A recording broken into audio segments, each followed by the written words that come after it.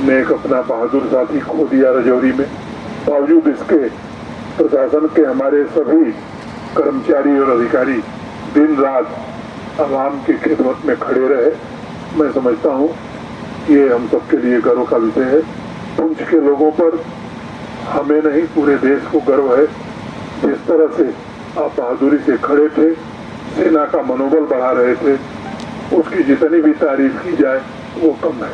आप सब जानते हैं कि 22 अप्रैल को बैसरन घाटी में पहलगांव के पास 26 निर्दोष लोगों की निर्मम ढंग से हत्या की गई है, तो पाकिस्तान द्वारा भेजे गए आतंकवादियों।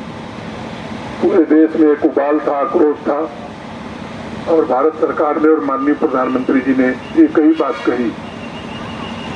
ये जो हमारे निर्दोष लोग मारे गए जिन आतंकवादियों ने और उनके जिन आकाओं ये घृणित काम किया है, उन्हें ऐसा सबक सिखाया जाएगा कि कभी उन्होंने कल्पना नहीं की होगी। भारत एक शांतिप्रिय देश है, आज दुनिया की 5वीं बड़ी अर्थव्यवस्था बन गया है और हम विकसित भारत की ओर बढ़ रहे हैं।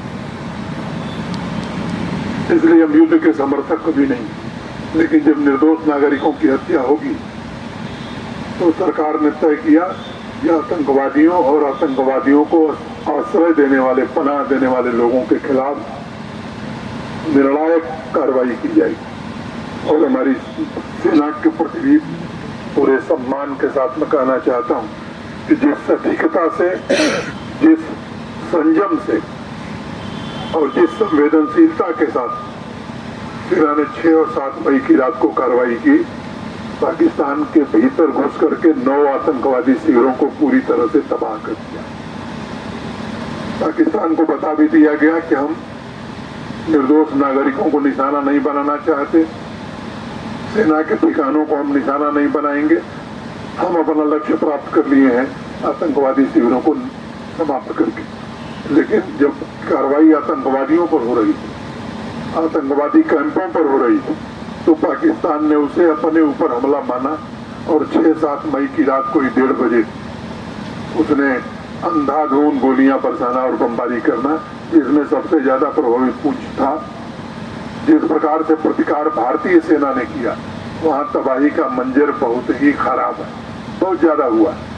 3 दिनों में ही पाकिस्तान घुटने पर आ गया, पूरी दुनिया में जाकर के रोने लगा कि साहब किसी तरह युद्ध बंद कराइए, क्योंकि जब उसे पता लग गया कि पाकिस्तान में ऐसा कुछ भी नहीं है जो भारतीय सेना के जद के बाहर है, तो वो घुटने पर आ गया।